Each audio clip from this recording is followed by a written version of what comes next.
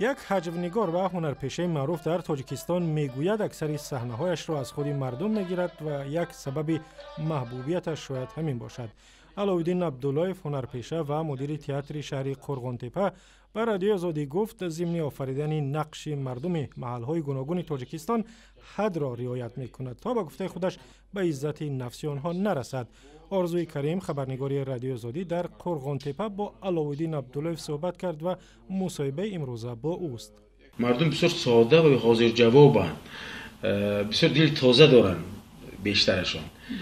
بعد وقتی که مثلا ترمز ماشین نمیدارد و بی‌ضابطه شدن راننده را میبیند، میگه تینجا بچم قاقتا چیکار دیسی پیرم کادیسی تینجا ما میگه که البته شوفر میگه همین ترمزو من که میخوام یکی نمیخوام یکی نمیخوام. بعد میگه یه شوخی نکن ولی عیسات گلم یا گلم نشکوته حالا کامپر قطع بسیار پلان ها دارم، نقشه ها دارم، التماس کنه طرف مار یه طبقه یا نخبید بعد اینو سر میداد نهایت ترمز ماشین نمیدارد و به یک درخت خرید برمیخورند.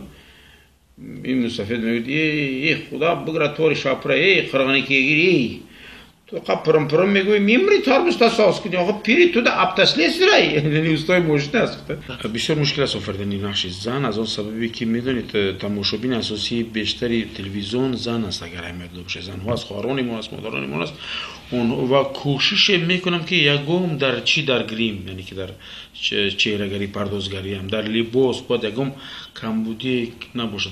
البته من خودم احساس میکنم بعضی بعد از اون که جایی که بسیار سراستی اگر به نوار گرفته باشم کوشش میکنم که زیبا باشد، مثل همون زنهای خودم گفتارشان، گپشان، نازشان که آنها با آنها میزیبد. این یک نازکیت دارد و البته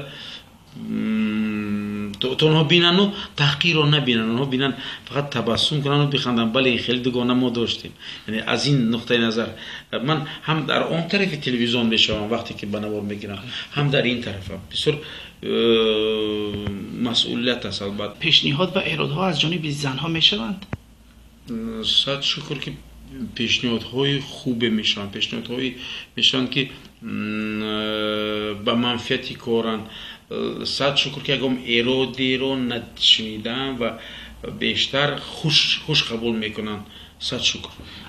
گفتگوی کامل با علاءالدین عبداللهیف به زودی در وبسایت رادیو آزادی نشر می شود.